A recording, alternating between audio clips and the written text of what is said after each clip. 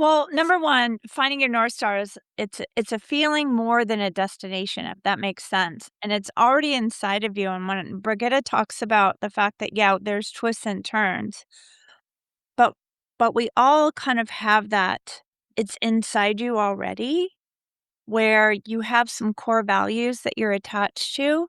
And I think the twists and turns are when we kind of leer off on a path that's not our core value related. And so to me, it's deeply personal. It becomes really the North Star becomes our internal compass. Welcome to the Sober Edge podcast, inspiration for alcohol-free living. I'm your host, Teri Patterson, functional nutritionist and This Naked Mind senior coach. The Sober Edge is a place to explore the infinite possibilities on the other side of drinking. In a culture soaked in booze, discover the wonder and joy of taking a different path. Meet real people living lives of purpose and passion, learn the truth behind the alcohol myths, and get ready to be motivated, inspired, and astounded by what is possible with the Sober Edge. All right. Well, this is a special episode of the Sober Edge podcast, and I wanted to share just a little bit about our guests. Yes, there are two of them. I had the privilege of talking to my dear friends, Peggy Cooney and Brigitta Dow, about their brand new book that they co-authored called Landing on Your North Star. And I wanted to just remind you a little bit about who Peggy is and who Brigitta is. Now, Peggy was on my podcast in late 2021, one of my first guests. And Peggy is a social worker, author, speaker, facilitator, and alcohol freedom advocate.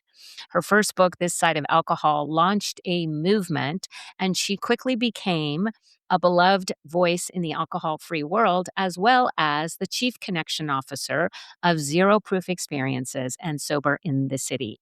So I am delighted to have this conversation with Peggy about how her and Brigitta collaborated on this very important workbook. And Brigitta, you met recently. She is a certified life coach, Pilates instructor, Reiki master, and crafting teacher. And this is also her second book. She is the author of Crafting a Better Life, Creative Approaches to Personal Growth. And you can find her podcast from just a couple months ago. And it was delightful to hear how the two of them brought their diverse experiences together to help us all find something hidden deep inside. I hope you enjoy this episode. Well, hey, it's Teri back with another edition of the Sober Edge podcast, and I'm looking at two of my previous guests.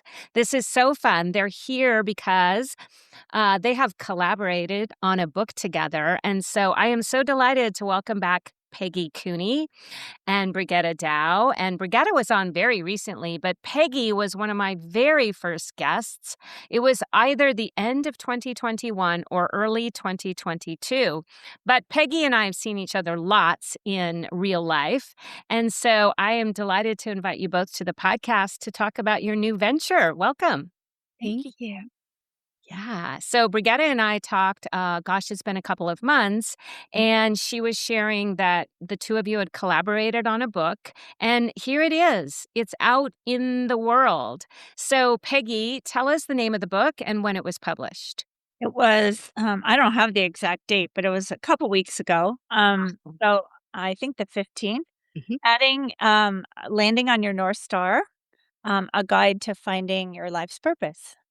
I love that so much because I think that, as we evolve and as we grow as humans, understanding that our purpose shifts and our understanding what our life purpose is, we can have many iterations of our lives. And I'm certainly on at least my third act. How about you, Brigitta? What act are you on? Ooh, yeah, I'd say third act probably, and it's one of those things I think that when you're young, you think, "Oh, this is what I'm gonna do." And then life happens and you change your mind or things happen in your life that changes your mind for you. And and you find yourself taking a lot of different turns along the way.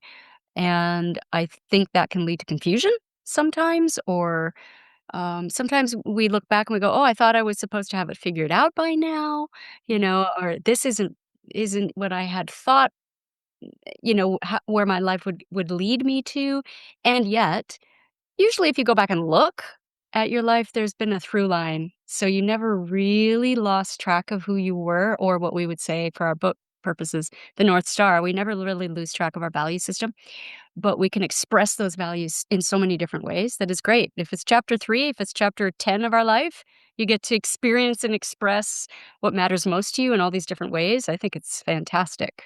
I love the idea of a through line. I talk about that a lot because I think that my own life has been definitely connected if I look throughout. But there's also been some life's twists and turns, right? I think that's the new version of the literal life game. There's a version called Life's Twists and Turns. And so, Peggy, I have an interesting relationship with thinking about your life's purpose. And sometimes I bristle at the fact that we just have one way we're supposed to express ourselves in the world.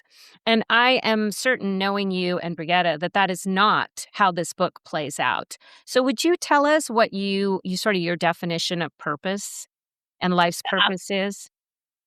Well, number 1, finding your North Star is it's a feeling more than a destination, if that makes sense, and it's already inside of you, and when Brigitta talks about the fact that, yeah, there's twists and turns, but we all kind of have that it's inside you already, where you have some core values that you're attached to, and I think the twists and turns are when we kind of leer off on a path that's not our core value related.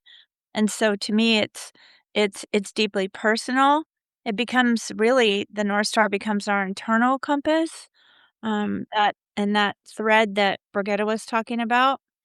And it's just different from traditional goals in the sense that they align with our integrity. And I think that that's really important. And we know, I was listening to I can't remember exactly what I was listening to, but it was a young girl that I'm working with, out of American College where she's doing, research on the good part of shame, Mm, and she said, and something I've always believed, that really there's shame that people put on you, and then there's also internal shame, which is just that red light or maybe yellow light that says, "Hey, you're kind of, veering off your core values, and maybe you need to get back on." And how we get back on, when we get back on is very personal.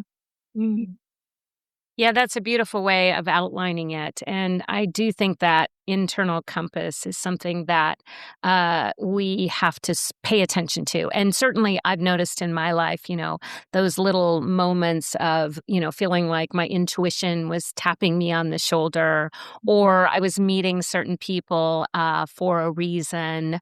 And I think that sometimes in our modern culture where we're so used to instant gratification and we have so much distraction built in, there's so much noise externally that it really is powerful when we can center ourselves on our own North Star. And like you said, it is personal. And so, yeah, very cool. So I want to ask you both because you and I met because all of us have a connection to alcohol-free living and having been through our own journey of alcohol freedom to alcohol freedom. Peggy, your first book was all about, breaking up with alcohol. And so this book is not about that. This book is that deeper place. Would you say it is where we find ourselves when alcohol is out of the way? Yeah, I mean, I think so. I mean, I think if it doesn't to me, it's not just alcohol, it's anything that overeating or relationship problems or, substance abuse. It's those things that take us, off our trail, I guess, that move us away from our North Star, that we pay attention to. Mine just happened to be alcohol, but for a lot of people, it's different things, and I think that it's sort of that whack-a-mole theory that Ann Dowsett Johnson talks about that if if you're falling off, you're gonna fall off somewhere, and you have to pay attention to all the parts because if you get back on track maybe with alcohol, where, I gave up alcohol, I could have gone to another thing that pops up in my life, but, all the work we do, that alcohol-free now what work, really, turned in really and my career turned this into a book. Mm. Yeah, and how about you, Brigitta? What do you feel like your life experience led to you writing this book at this time? Well, it's an interesting thing 'cause, in hindsight, I realized that this book was a North Star moment.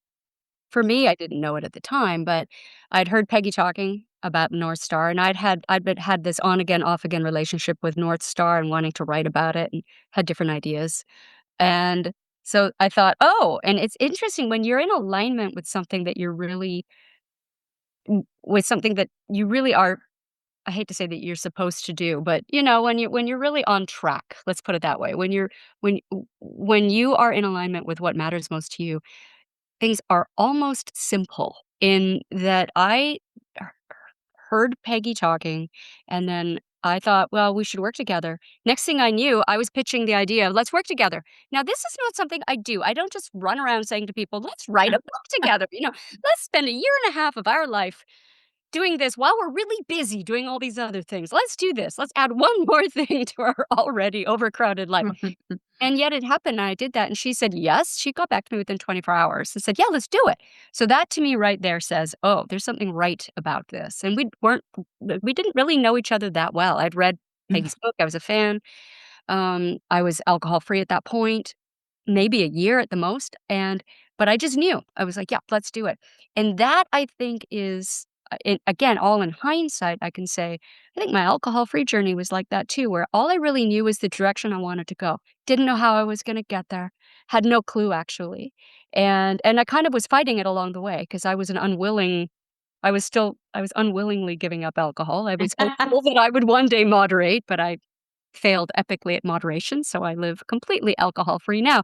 But same thing with that, with any of the big things, I think for me, where things have turned out so beautifully, where I didn't actually know how it was gonna happen. I didn't know how I was gonna pull it off, but I just knew that it was right. It was in alignment. It was in the direction I wanted to go, and quite possibly because I was heading very much so in the wrong direction when I was drinking. So to get me righted, to get me in the correct direction, I had to trust and have faith and go for it. And I think that's always an exciting thing when people realize they're gonna start going in the right direction, whatever that is for them. Again, like Peggy was saying, it's very unique. It's very specific to each of us. But once you have righted yourself, ooh, that's when the magic happens and things will happen to support you. Mm.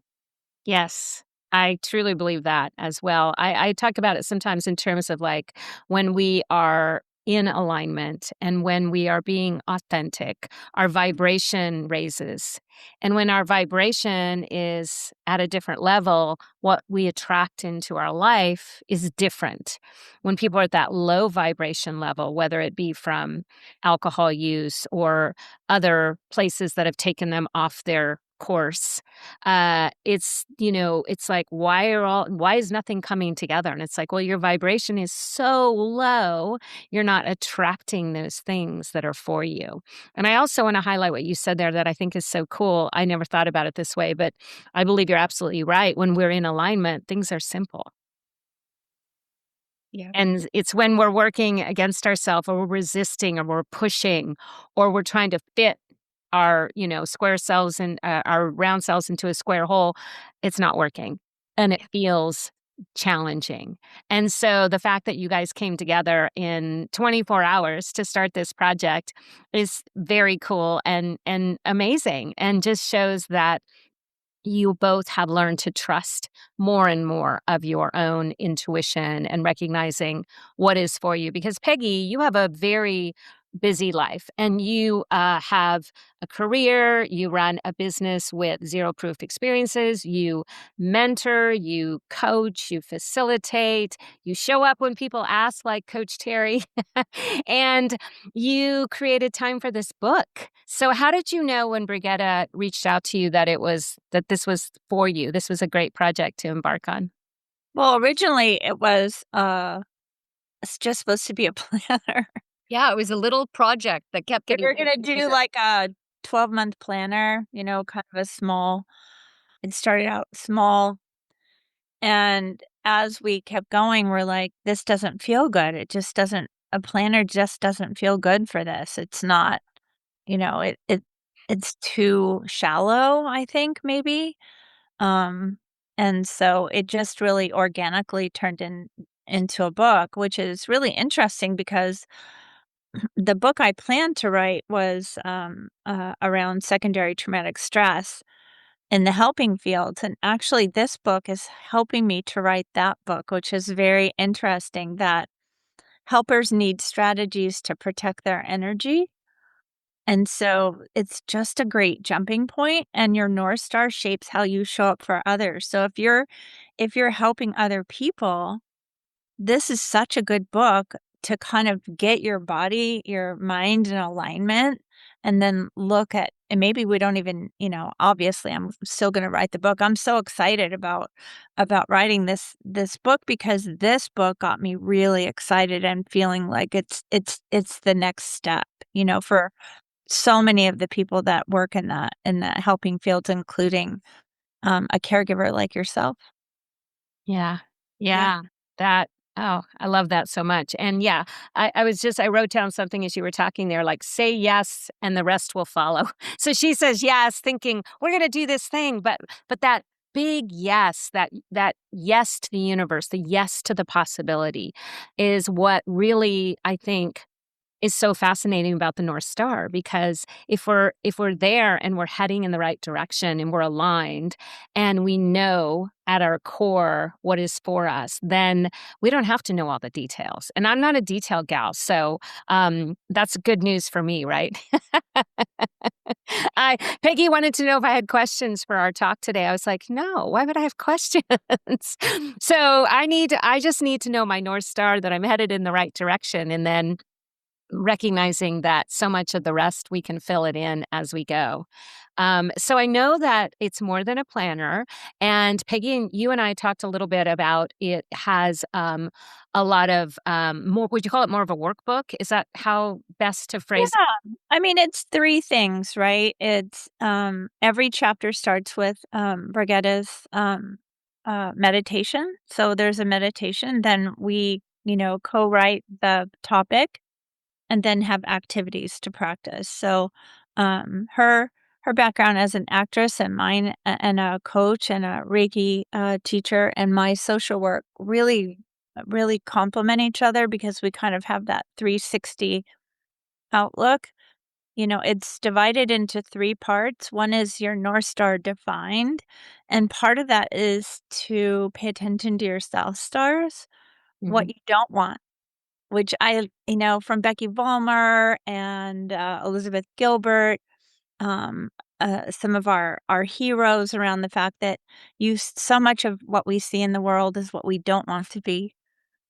And so so our first, section is landing on your North Star, like, what is it?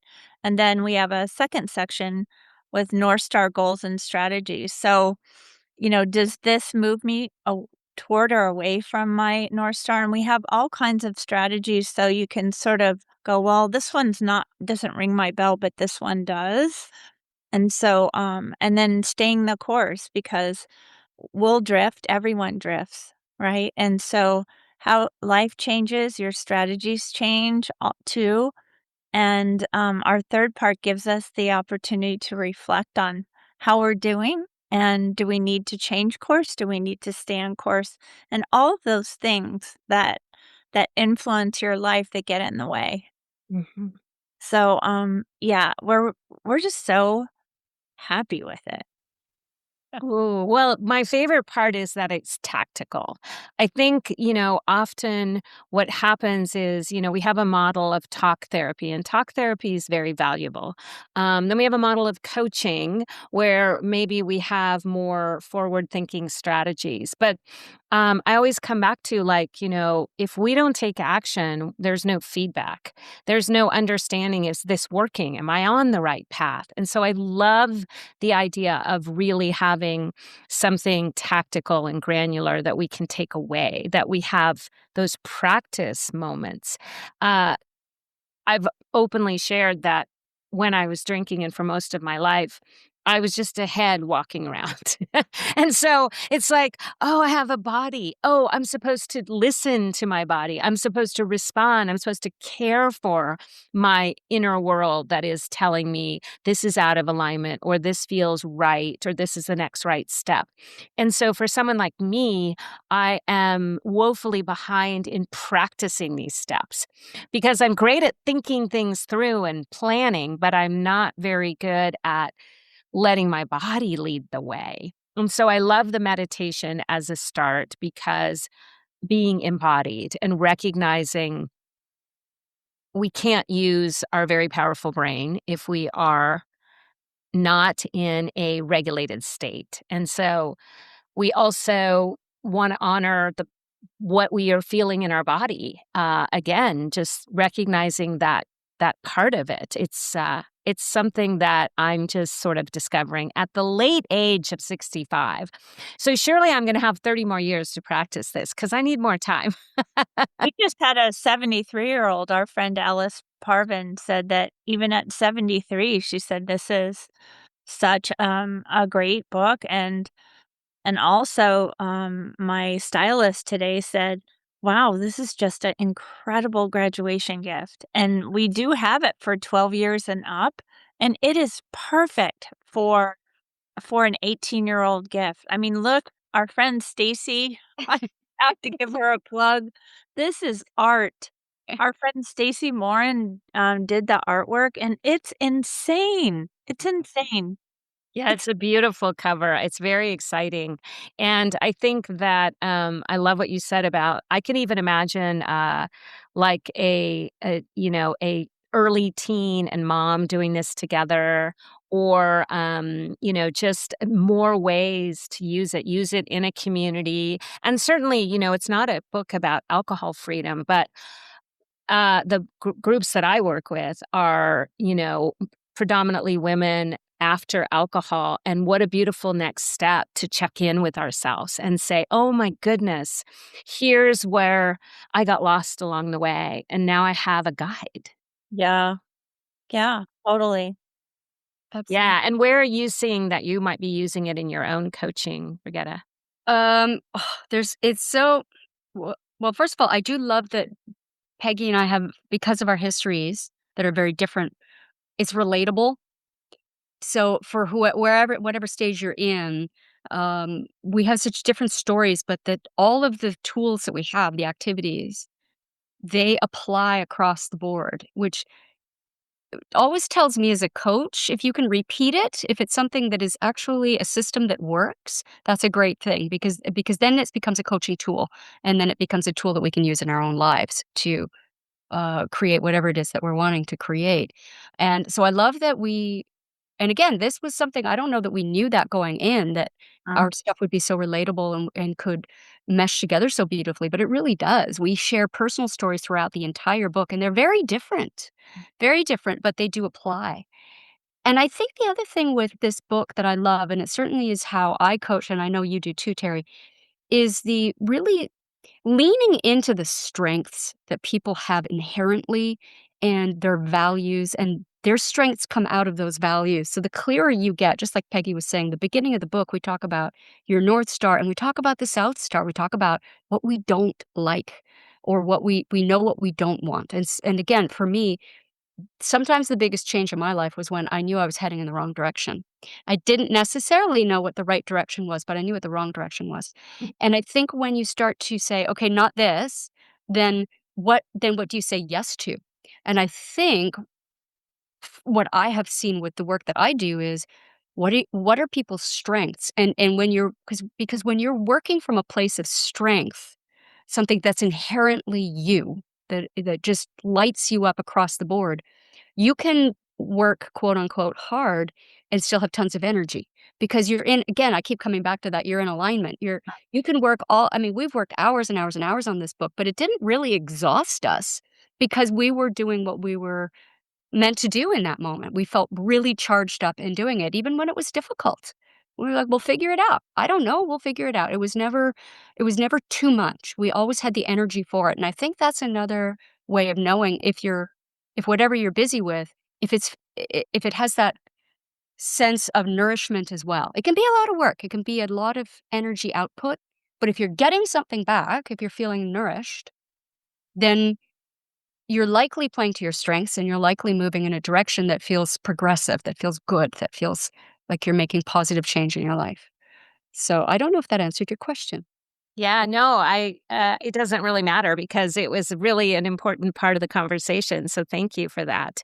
And, so you both have talked a little bit about values, and I think that sometimes that can be a hard thing for people to discover, like, what are my core values and how do I know? And so in the, first part of the book, Landing on Your North Star, do you walk people through a values exercise? Oh, good.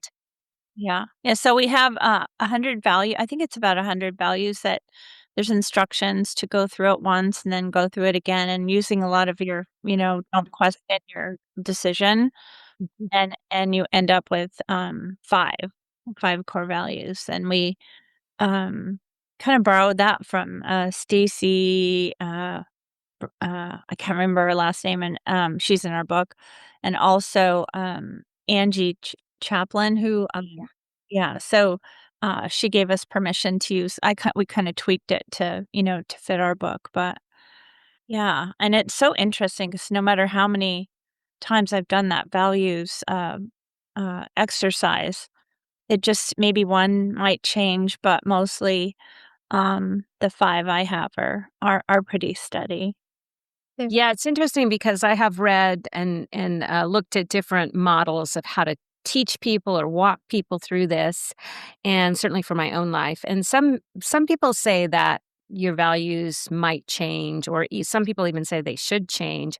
But I think that, like you're saying, Peggy, that um, that inner those inner core values are pretty much aligned with who you've always been and who you always will be.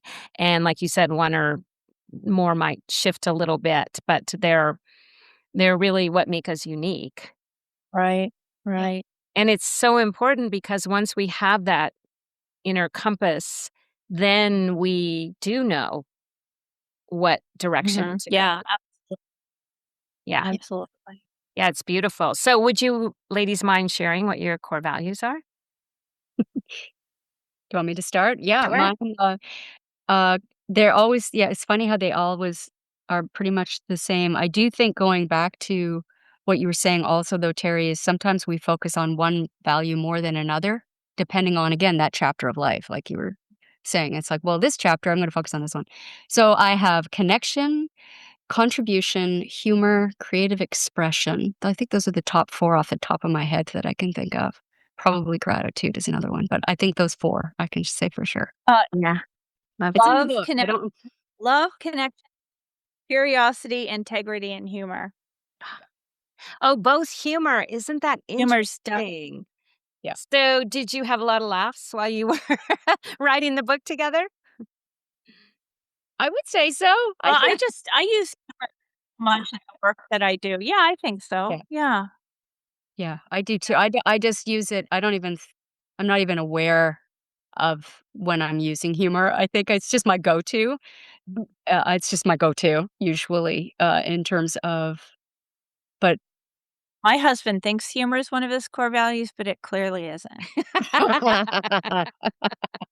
I know, I'm like that person who thinks I'm funny, and then, I'm not sure it always lands. Sometimes it's just more of my animated energy that I'm a goofball, right? Because that's my energy, and so I don't know that I've never identified that as one of my core values. For sure, you and I both, Peggy, align around curiosity. Yeah, Been definitely. one of my, I don't I never did any values work, I don't think before I started on my own transformation around alcohol and, getting back in touch, maybe a little bit. I always was a bit of a seeker, but really landing on curiosity as why I am, continue to be a lifelong learner and continue to explore and research and ask questions and wanna know people's stories and draw people out. That's been a big thing for me. And I always laugh at myself because maybe I do have a little humor. It might be a little self-deprecating, but I always Well, laugh because you know how when you hear a new idea and you think, wow, no one's ever thought of this before. I remember telling people, well, you know what I love so much about curiosity is it suspends judgment. And then one time I like looked up the definition and it literally is part of the definition. I And love I it. was feeling so intelligent and learned and like I had so much wisdom to offer. I love that. You know, though, the other thing with the values that I think is important is because I remember when I was shifting out of one career and heading to another, and it was not a lovely transition. I was giving up acting and I was walking away from something that I thought I was going to do for my entire life. I thought it was meant, that's what I was meant to do. And it came with a lot of emotion and a lot of heartbreak and a lot of soul searching. And thought, I don't even know who I am without, I don't have any idea what to do with my life at this point if I'm not doing this. And yet it was very clear that it was time to walk away from it. And how did I figure it out? Well, basically it was, why are you doing it in the first place? What, and that's your value system. What is the value? Why are you doing it? And it wasn't for the fame and it wasn't for all the, the thing. It was actually because I was seeking connection and I was seeking contribution. And I thought, well, you know what? There's a lot of ways I can get that. I can do that in a lot of different ways. And since fame wasn't although I had that, it wasn't why I did it. It was these other two components, connection and contribution. I thought, well, I can let's try on a few different careers. Let's see what else we can do. And from there, I think things. Um, so my acting, when it was going well and when I enjoyed it so much, that's exactly what was happening all the time. I was connecting with the other actors. I was connecting. It was amazing, and I was contributing because I was being an artist and I was out there sharing. And I can say that now that through line once again is like there's the values. They were there. They just looked very different. Again, how you express those values can change wildly throughout your life, which is beautiful. But I think knowing them gives you power to then choose the right goals for yourself, what to say yes to, what to say no to. and Simplify. again, I kinda wish we had that, the shame chapter, and maybe we'll write another book out of that. But that really it is really listening to that inner, voice that says, "Not this. This is not what you want." And, drinking for me was definitely one of those, "Shut up, inner voice. I'm not listening. Not listening to you." Well, Right? I think it's really powerful what you said, Brigitta, about recognizing that if we have those core values, then we always have the understanding of how we're expressing that. That may change, the expression of it may change, but knowing, and it's interesting, I never thought about contribution, but for me, the work that I get to do, I'm so, so lucky. The podcast here, the coaching work I get to do, the connection, it's all about connection. And I never thought about it as contribution before. Yeah. But that's a really interesting way to consider why does it feel so good? Why does it fill my cup? Because there is that contribution. And I've always just defined it as connection. So you've given me something new to play around with. So I thank you. love that. And Oh, you yeah, we absolutely. our, publisher did it so you could actually cut the Yeah. little, cards out. We have it for the book and also if you wanna cut it out and because you need to spread it out all over the Play floor around with it. Yeah. because Yeah. you're putting stuff in piles. Hmm. So, we thought we'd save people. I was just thinking, today my hairstylist, she just said and if I was a hairstylist, somebody made me be a hairstylist, my head would twist off, right? But she loves every second she's doing hair, and I you can feel it. She loves it. She said, "My husband just retired.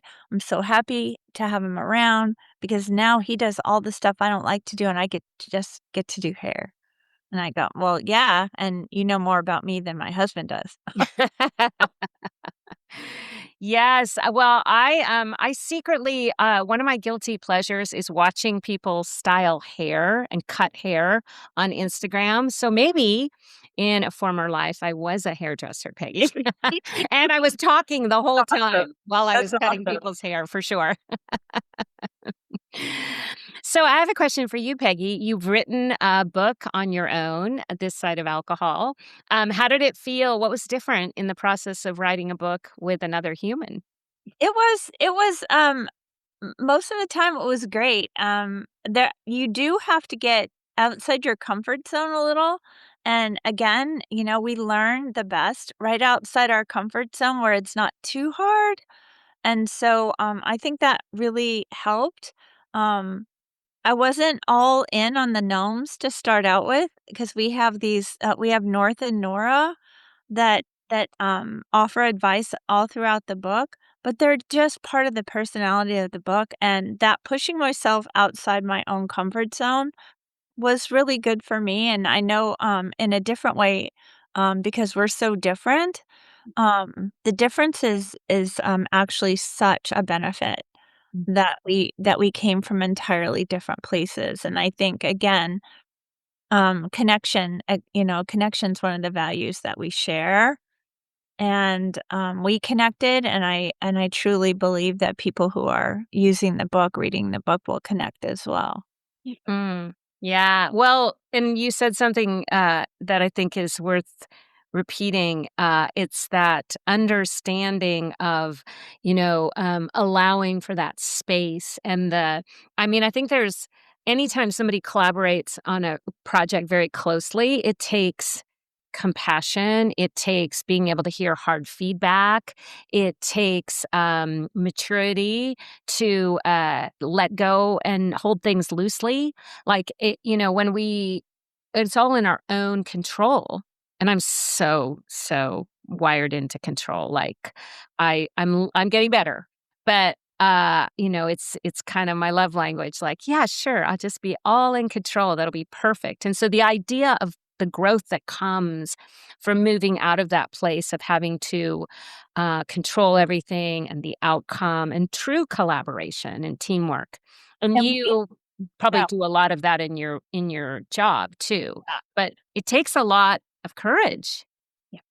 It was just it was super surprising that the feedback we gave each other, n there wasn't one time where we ever, like, at least on my side, there was not one time we ever went, "God, I don't know if this is the right thing to do." It was really surprising that we could say, "I don't really like this," Mhm. and nobody got their feelings hurt, and because we would say, "I don't like this because this is how I'm reading it," or, "This Mhm. doesn't seem that clear to me," and it was a gift, really. It was a gift. Yeah, it Uh, was. It was interesting, and also because 'cause I'd written the book that I'd written before this too, I wrote all by myself, and it was in the pandemic, and it was, like, very, again, isolating, and so then working with Peggy I loved working with someone else, and I do now as a facilitator. I love the opportunity. I'm constantly saying, "Let's work together. Let's do it together."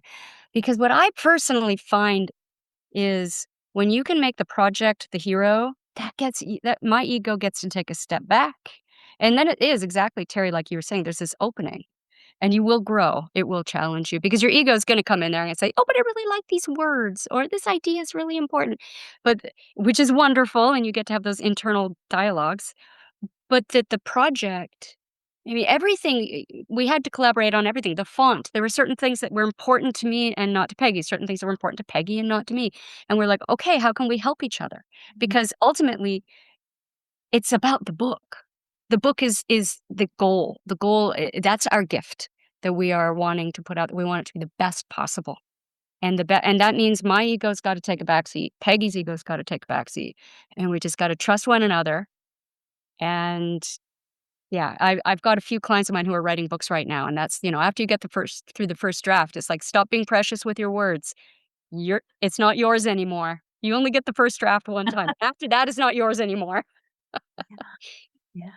Easier Well, said and I think it's really important to say what you said there was that when the book is the hero, then we get to take a step back, and I think that's how you probably do your best work and brought something so beautiful into the world. we tried. Yeah. So I'll ask you both separately. Um, So I'll start with you, Peggy. What is your heartfelt dream for this book? Oh, just like I always do, I love teaching is my soul, and, teaching what I know and sharing it with other people is just always my my North Star, I guess, and so, the more people that go through this, the better, because if there's one thing I hope we take from this conversation is that your North Star isn't something you chase, it's something you go back to over and over and over again. You don't have to be perfect, you don't have to have your whole life figured out. You just have to keep coming back to what you feel is true and honest. Mhm. Thank you. How about you, Brigitta? Oof, I agree. I think that when people come back to their essence, come back to kind of what they were put here for, um, when they finally link up with what really makes their soul sing, that's when the magic happens, and I think that all of the things, all the different paths that we've taken, the 3 of us, we've given up alcohol, it was really about returning. It was about kinda cleaning up getting rid of all the crap that was getting in the way of my connection with my true self, and that if this book can help people do that, then this will sound cheesy, but I'm gonna say it, the world will be a better place when the more of us are connected to what really matters to us. It's going to have a ripple effect on the planet. How can it not? How can it not? And so to be a part of that, and if this book can be a part of someone's journey to that, oof, that's an honor, and I'm excited about that. Yes. Me too. Me too. I can't wait. I haven't had my own copy yet, but I can already tell I'm going to be sending it to clients. Like, do this before we start working together, please. Because this will clear up a whole lot of stuff. We get half the coaching time, right?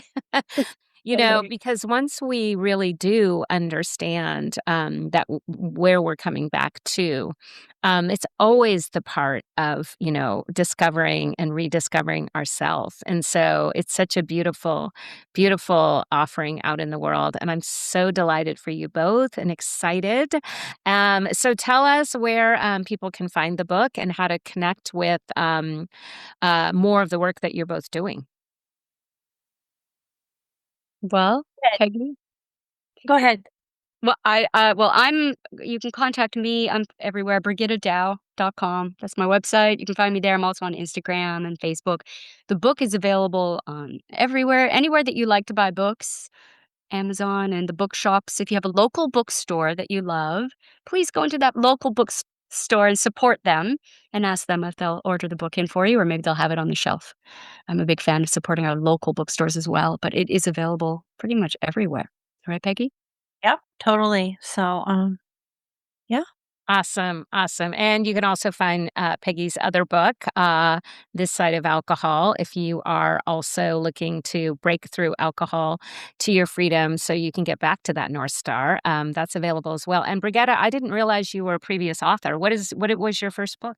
Oh, Crafting a Better Life, Creative Approaches to Personal Growth. I wrote I that feel like I should have known that. Maybe we did talk about that.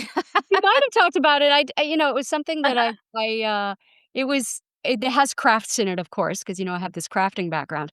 Um, but it was and I think, it helps every experience we have in our past helps us as we move forward, and it certainly helped me in terms of knowing I could at least handle writing a book. But again, I much preferred writing with Peggy. It was lovely. It was Well, doing everything with Peggy is more fun. Isn't This it? you It know. This truly is why is. we hang out with Peggy at every opportunity that we have. 100%. Um, yeah, I just want to put in one more plug for Brigitta because the gnomes that she knits, were the inspiration for our, North and Nora, Yes. as in kind of a play on words with GNORTH, North, like, no. Gnome. Oh, how fun. Well, I have tried Yeah. to craft, many times, and I have realized that I'm a much better teacher and coach and facilitator, right, Peggy? I don't know if you do any crafting, but my Oh crafting god. is only I'm a best left alone.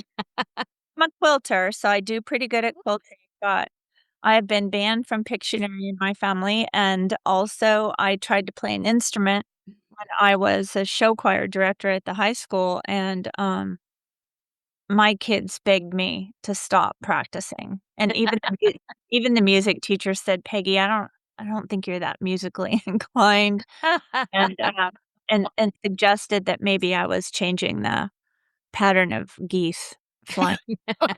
Well, it's a good thing we all have a I'm a different writer.